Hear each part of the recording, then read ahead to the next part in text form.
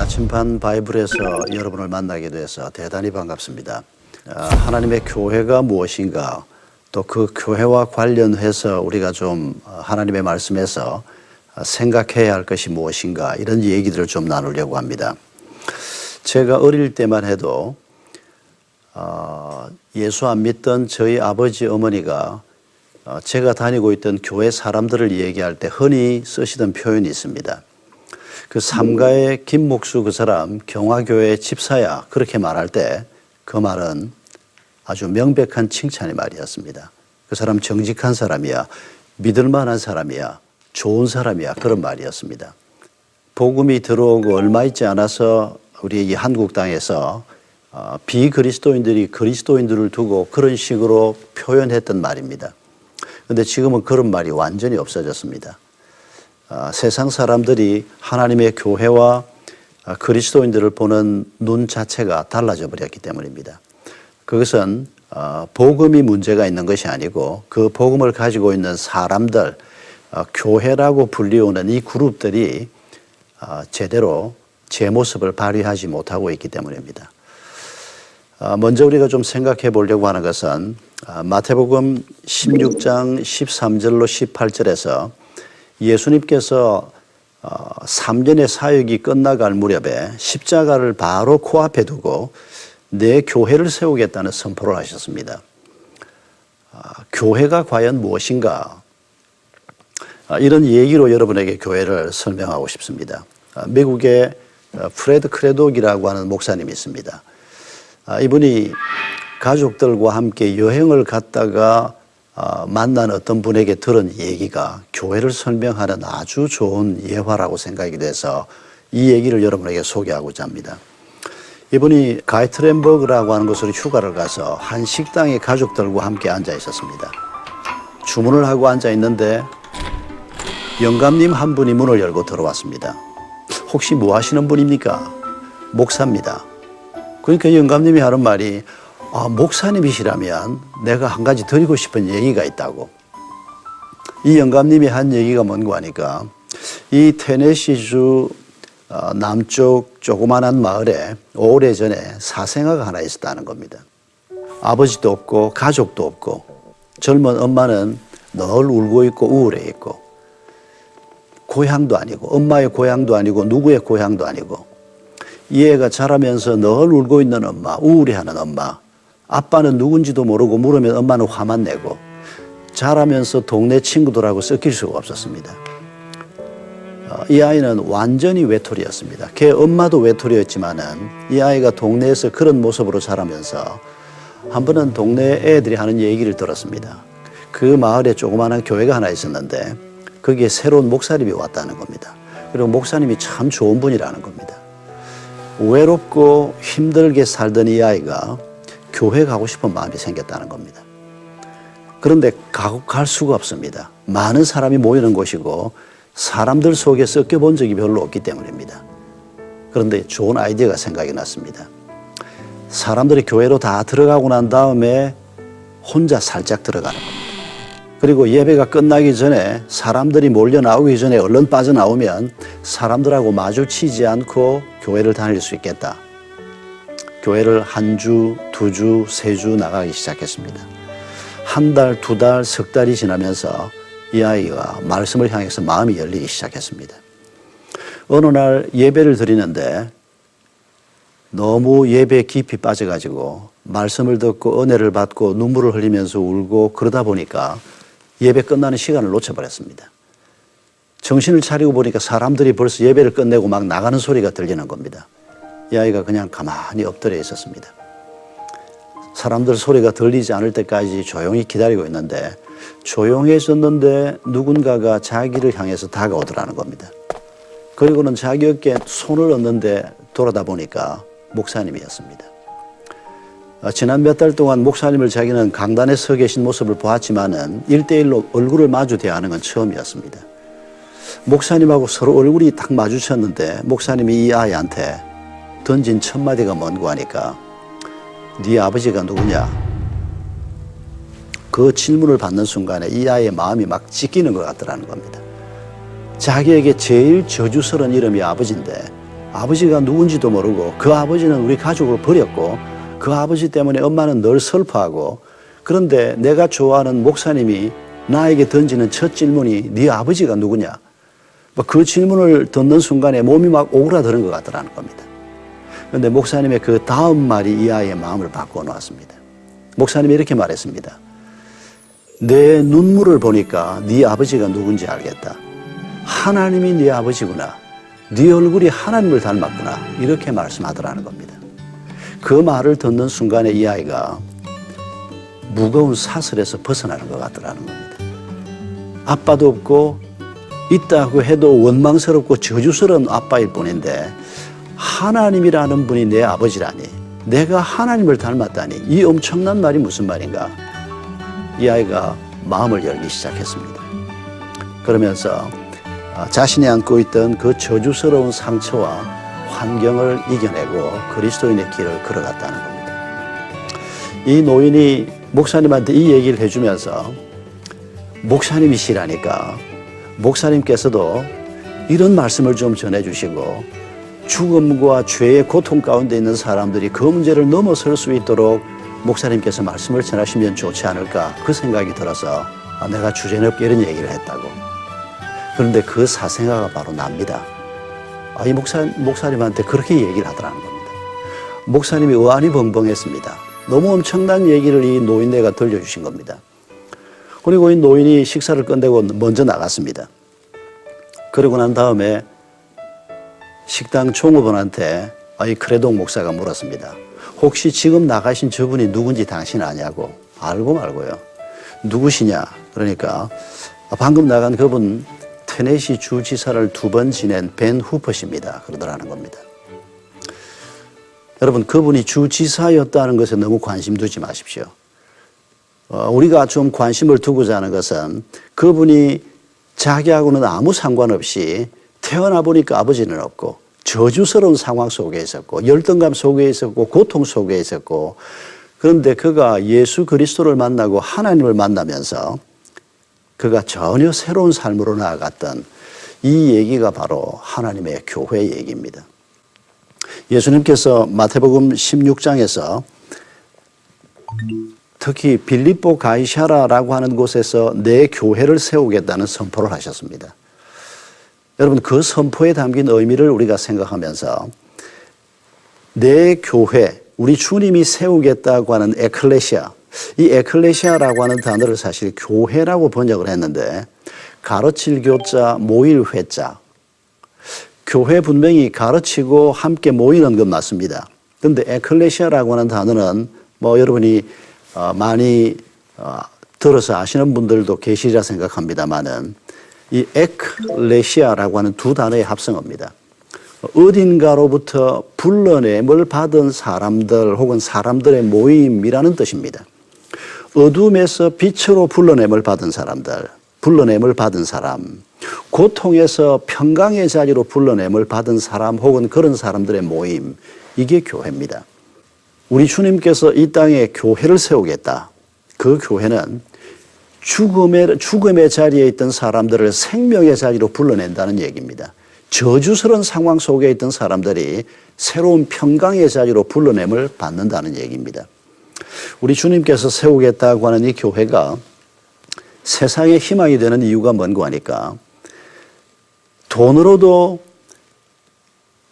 사람들이 자신의 환경을 이겨낼 수 없고 이 세상에서 우리가 얻게 되는 어떤 소유로도 우리의 운명을 바꿀 수 없고 우리의 상처를 바꿀 수가 없고 특히 우리의 죄를 어떻게 할 수가 없습니다.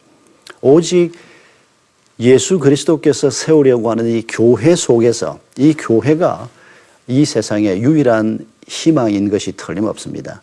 안타깝게도 이 대한민국 땅에 살고 있는 그리스도인들이 부족하고 이 땅에 있는 교회가 교회답지 못해서 오늘 존귀한 예수 그리스도의 이름이 이 땅에서 모욕을 받는 또 존귀한 교회가 제대로 대접받지 못하는 안타까움이 있습니다만은 이런 때일수록 우리가 더더군다나 우리 주님이 세우려고 하는 교회가 무엇인가를 다시 한번 깊이 생각해 보고자 하는 의미에서 이런 강의를 지금 이런 성경 공부를 시작하게 된 겁니다. 오늘 첫 시간에 우리 주님께서 세우고자 하는 교회가 5가지 교회라는 것을 여러분께서 기억해 주셨으면 합니다. 뭐 어떤 분들은 꼭 5가지가 아니고 뭐 6가지라고 말할 수도 있고 4가지라고도 말할 수가 있습니다. 먼저 하나님께서 이 땅에 세우는 교회, 첫 번째 교회는 우리 그리스도인 한 사람 한 사람이 하나님의 교회라는 것입니다. 고린도전서 3장 16절에서 우리 한 사람 한 사람을 성전이라고 말씀하십니다. 여러분, 이 성전이라고 하는 단어의 의미를 잘 기억하셔야 합니다. 거룩한 건물, 거룩한 전이라는 뜻입니다. 왜 내가 거룩한 전이 되는가? 어떻게 거룩한 성전이 되는가 하는 얘기는 나중에 좀 나누겠습니다. 우선은 이 5가지 교회에 대한 얘기를 우리가 먼저 기억하면서 거룩이란 단어에 초점을 좀 맞출 필요가 있습니다. 하나님께서 불러내신 사람들은 이 세상 속에 살고 있지만은 세상 길을 걸어가는 것이 아니고 하나님이 주신 길, 하늘 길을 걸어가는 사람들입니다. 다른 길을 걸어가는 사람들입니다. 그 다른이라고 하는 말이 거룩이라는 의미입니다. 언론 보면 그리스도인들도 뭐 결혼하고 애 낳고 뭐 직장 다니고 뭐 똑같이 사는 것 같지만은 그러나 그렇지가 않습니다. 그리스도인은 목표가 다릅니다. 그 목표에 이르는 방법도 다릅니다. 그게 바로 거룩입니다. 하나님께서는 우리 한 사람 한 사람이 예수 그리스도를 믿을 때 우리를 거룩한 전으로 세운다는 것입니다. 그것이 바로 첫 번째 교회입니다. 우리가 하나님이 세우고자 하는 거룩한 교회가 제대로 되기만 하면 이 땅에는 우리를 통해서 다시 한번 하나님의 평화와 정의가 흘러 넘치게 될 것입니다. 두 번째 교회는 에베소서 5장 26절 27절에서 명확하게 선포하고 있습니다마는 그리스도인의 가정이 하나님의 교회라고 성경이 말씀하십니다. 흠도 티도 없는 영광스러운 하나님의 교회로 세우리 하심이라 에베소서에서 말씀하고 있습니다. 왜 하나님의 교회가 이 땅에서 존귀한 교회가 되지 못할까? 많은 사람들이 결혼에 담겨있는 하나님의 뜻을 제대로 파악하지 못하기 때문입니다. 그리스도인이라면 내가 세우려고 하는 가정에 대해서, 내가 만든 가정에 대해서 하나님이 무엇을 약속하고 있는지, 하나님께서 이 가정을 통해서 무엇을 이루려고 하시는지 우리가 잊지 말아야 합니다. 내 행복을 위해서 하나님이 필요한 게 아닙니다. 하나님께서 우리에게 흠도 티도 없는 영광스러운 하나님의 교회인 가정, 그리스도의 몸된 가정을 세우게 하시겠다. 약속이요, 명령입니다. 결혼과 사랑의 목표는 행복이 아니고 거룩입니다. 흠도 티도 없는 영광스러운 하나님의 교회인 거룩을 추구하는 하나님을 닮아가는 이런 가정을 부부가 세워나가려고 할 때 그 결과로 주어지는 것이 행복입니다. 이걸 순서를 바꾸어서 우리가 행복을 추구하고 거룩을 그 다음에 얻으려고 한다면 거기에는 행복도 없고 거룩도 없게 될 것입니다. 여러분, 우리 한 사람 한 사람이 하나님의 교회로 제대로 세워져 가고 우리의 가정이 흠도 티도 없는 영광스러운 하나님의 교회로 세워져 간다면 지역교회 공동체는 저절로 세상의 빛과 소금이 되는 교회가 될 수밖에 없습니다. 교회 기초에, 하나님 나라 운동의 기초에 바로 우리 한 사람 한 사람의 성전됨, 우리 가정에 영광스러운 교회됨이 있다는 것을 잊지 말아야 합니다.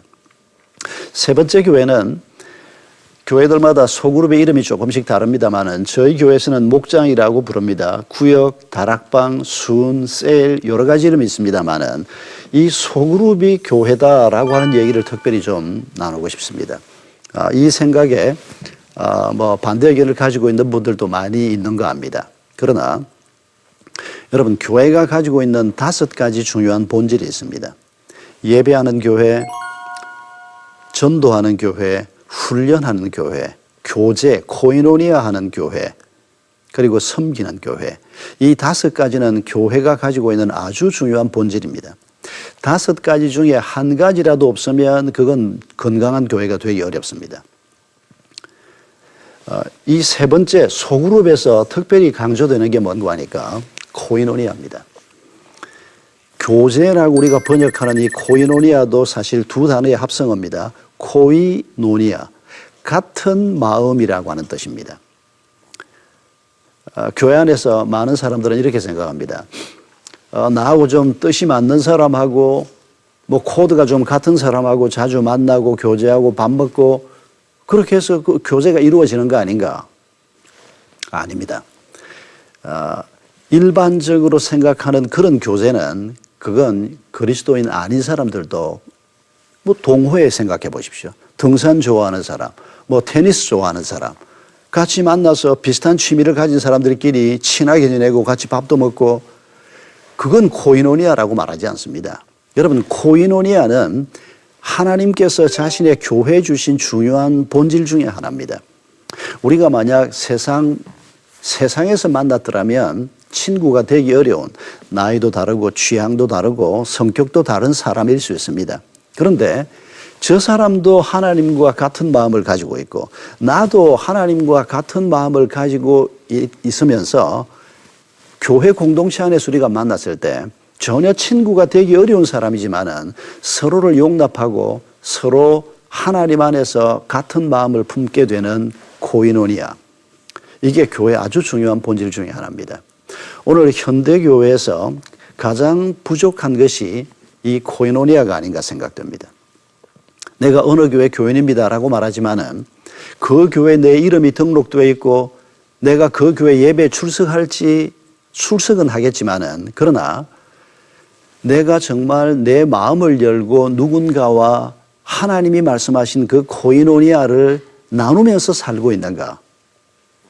수많은 그리스도인들이 이 코이노니아 그룹이 없습니다. 이건 큰 그룹에서는 불가능합니다. 예배 공동체는 만 명이 함께 예배를 드려도 괜찮고 뭐 혼자 하나님 앞에 나아가도 문제 없습니다. 뭐 전도도 마찬가지고 훈련도 마찬가지입니다. 그러나 코이노니아 그룹은 크면 코이노니아가 불가능합니다.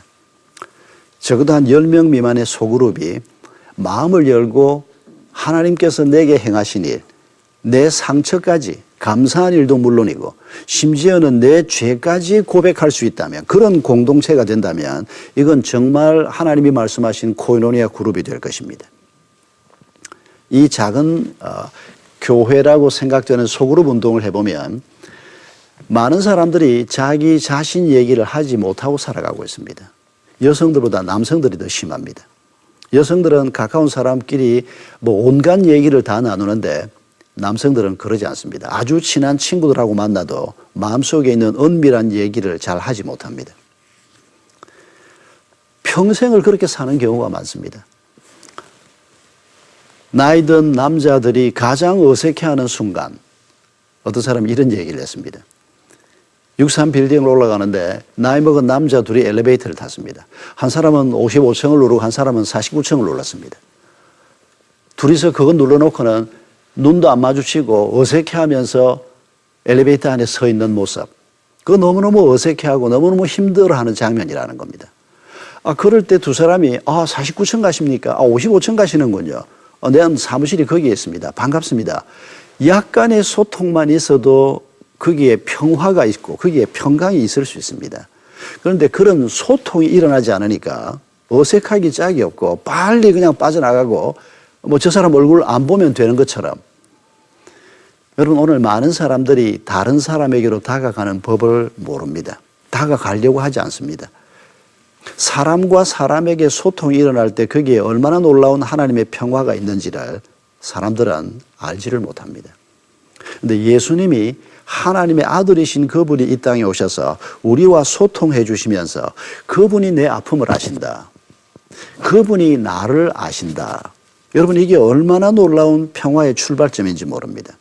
그런데 하나님과 우리의 코이노니아만이 아니고 하나님께서는 그리스도 안에서 다른 사람과의 소통이 이루어지게 하심으로 막힌 담이 흘리게 하시는 이게 바로 소그룹에서만 가능한 일입니다. 저희 교회에서 자주 그런 현상을 봅니다. 1년 12달 저희들은 목장이라고 하는데 소그룹에서 모이면 반드시 밥을 같이 먹게 합니다. 밥 먹는 게 굉장히 중요합니다. 마음을 열고 같이 앉아서 이 밥을 먹는 시간은 이거 같이 하고 있으면 벌써 한 반은 마음이 열립니다. 밥을 같이 먹고 그리고 저희 소그룹에서는 성경 공부 중심으로 모이지 않습니다. 성경 말씀을 나누는 건 한 20분만 딱 하게 합니다. 그리고 적어도 한 1시간, 1시간 반을 뭘 하게 하는 거 하니까 그 자리에 앉아있는 7, 8명, 반드시 10명 미만입니다. 10명이 넘어가면 무조건 쪼갭니다. 그 사람들이 지난 한 주간 동안 하나님께서 내 삶 속에서 행하신 일이 무엇인가 그걸 나누게 합니다. 목자가 질문을 잘 해야 합니다. 처음에는 뭘 얘기하라는지를 잘 모르니까 그런 분들에게는 지난 주간에 기뻤던 일이 없느냐, 지난 주간에 혹시 너무 죄송스러운 일은 없었느냐, 그런 질문을 해서 마음에 있는 걸 끄집어내는 겁니다. 입을 잘 열지 않는 사람에게는 일단 입을 열게 하기 위해서 뭐 초등학교 때 재미있는 에피소드가 없는가, 무엇이든지 얘기를 해서 입을 열게 합니다. 자기 얘기를 조금씩 하게 하고, 그리고 그게 믿음이 좀 있는 사람이면 하나님 앞에 감사한 일, 하나님 앞에 죄송한 일, 자기의 상처까지 끄집어내서 얘기하고, 함께 그 얘기를 진지하게 들어주고, 또 다른 사람이 그런 고백을 나누고, 그리고 끝날 때 함께 서로를 위해서 기도하고. 여러분, 여기에 성령이 놀랍게 역사하시는 것을 경험할 수가 있습니다. 저희 교회 한 남성은 부인이 수십 년 기도한 끝에 50대 후반에 부인을 따라서 교회를 나온 사람이 있습니다. 이 사람이 하도 와이프가 목장을 한번 가보자 그래서 도대체 목장이 뭐길래 이렇게 목장회를 가자고 하나. 근데 목장 가자 그래 놓고는 어디 저 야외로 갈 줄 알았더니 아파트 안으로 자꾸 들어가더라는 겁니다. 가보니까 교회 소그룹 모임이었습니다. 근데 그 자리에 앉아서 서로 얘기를 나누는데, 저런 얘기를 어떻게 잘 모르는 사람들 앞에서 하라고 저렇게 자꾸 목자가 질문을 하나 했는데, 이분이 그 자리에서 사람들이 진솔하게 마음속에 있는 얘기를 조금씩 나누고 자기도 조금씩 얘기를 하기 시작하고 한 몇 달이 지나면서 이 사람이 그 모임을 너무 좋아하게 됐습니다. 그분이 그렇게 표현하는 겁니다. 이 세상 어디를 가도 자기 얘기를 이렇게 진지하게 들어주는 그룹이 없다는 겁니다. 고향 친구를 만나도 대학 동창을 만나도 없다는 겁니다. 그런데 거기에 오면 진지하게 자기 얘기를 들어주고 함께 기뻐해주고 함께 걱정해주고 그러면서 서로 마음이 오가는 공동체가 형성이 되고, 이분은 출장을 갔다가 주일 예배는 빠지는 한이 있어도 금요일에 모이는 목장 모임은 빠지지 않으려고 굉장히 애를 쓴다는 얘기를 듣고 있습니다. 이 작은 소그룹이 하나님의 교회가 되어야 합니다. 가정을 넘어서서 이 소그룹이 교회가 될 때 우리가 가정을 넘어서서 나 아닌 다른 사람들과 예수 그리스도 안에서 나눔을 가질 수 있는 하나님의 축복을 누리게 되는 것입니다. 네 번째 교회는 우리가 교회라고 얘기하는 지역교회 공동체입니다. 이 지역교회 공동체가 어떻게 건강하게 제대로 잘 세워지는가? 바로 앞서서 언급한 이 우리 한 사람 한 사람이 하나님의 교회가 되고 우리의 가정이 하나님의 교회가 되고 또 몇 가정이 모인 이 소그룹이 건강하게 세워지면 지역교회 공동체는 저절로 건강하게 세워질 수밖에 없습니다. 그런데 오늘 지역교회들이 프로그램 중심으로 가게 되고 이 지역교회가 한 사람을 성숙한 그리스도인으로 세우고 한 가정을 흠도 티도 없는 하나님의 교회로 세우는 이 일에 집중하지 못함으로 오히려 교회가 꽤 많은 사람이 모이고 꽤 많은 활동이 있는데도 교회는 점점 약해져가는 이런 현상들을 우리가 흔히 보고 있습니다. 아주 위험한 처사라고 생각합니다. 마지막 다섯 번째 교회는 우리가 눈에 보이지 않는 교회, 불가시적 교회, 보편교회라고 표현하는 교회입니다. 아담 하와로부터 시작해서 예수님 재림 때까지 모든 교회는 한 교회를 형성하고 있습니다. 그리스도의 한 몸에 들어 있습니다. 우리 모두가 한 교회에 속해 있는 것입니다. 이 다섯 번째 교회는 우리가 지금 현재 볼 수 있는 교회도 아니지만은 그러나 분명한 것은 성경이 한 그리스도의 몸에 속한 모든 사람이 그리스도의 교회 안에 들어와 있게 하는, 그래서 우리가 다섯 번째 교회를 불가시적 교회라고 표현하는 것입니다. 여러분, 우리 주님께서 이 세상에 오신 것은 바로 이 하나님의 교회를 세우기 위해서 오셨다고 빌립보 가이사랴에서 선포하고 있습니다. 왜 예수님께서 3년의 생애를 마치시고 지금 이제 곧 예루살렘으로 내려가십니다. 예루살렘에 가서 십자가에 달려 죽으시고 그리고 부활하시는 사건을 눈앞에 두고 마지막 본거지였던 갈릴리에서 예루살렘으로 내려가는 여행을 시작하셨는데 바로 내려가시지 않고 북쪽 빌립보 가이사라 쪽으로 올라가십니다. 그리고 빌립보 가이사라에서 내 교회를 세우겠다는 선포를 하십니다. 그리고 그곳에서 선포를 하신 다음에 평소에 하셨던 것처럼 예루살렘까지 내려가시는 것입니다. 우리가 오늘 생각한 것은 교회 기본적인 개념과 그리고 하나님이 세우려고 하는 5가지 교회를 생각했습니다. 다음 강의에서 우리 주님께서 세우려고 하는 이 교회가 과연 좀 더 구체적으로 무엇인가, 빌립보 가이사라에서 선포하신 그 하나님의 교회, 그리고 우리 주님이 이 교회에 주신 약속이 무엇인가, 그걸 우리가 다음 강의에서 함께 생각하겠습니다. 함께 해주셔서 대단히 감사합니다. 다음 주간에 또 뵙겠습니다. 십자가 없이 영광은 없다. 첫 번째 시간, 그래도 교회가 세상의 희망입니다. 오늘 이 시간에는 하나님의 교회가 무엇인지에 대하여 5가지로 정리해 보았습니다. 첫 번째, 예수 그리스도를 믿는 우리가 곧 교회입니다. 두 번째, 예수 그리스도를 믿고 함께 거룩을 추구하는 가정이 교회입니다. 세 번째, 예수 그리스도를 믿는 사람들이 모인 소그룹이 교회입니다. 네 번째, 지역교회가 교회입니다. 다섯 번째, 눈에 보이지 않지만 한 그리스도 안에 속한 모든 성도가 하나의 교회입니다. 오늘 하루도 십자가 영성의 길, 온전한 신앙의 길 걸어가는 여러분 되시길 기도합니다.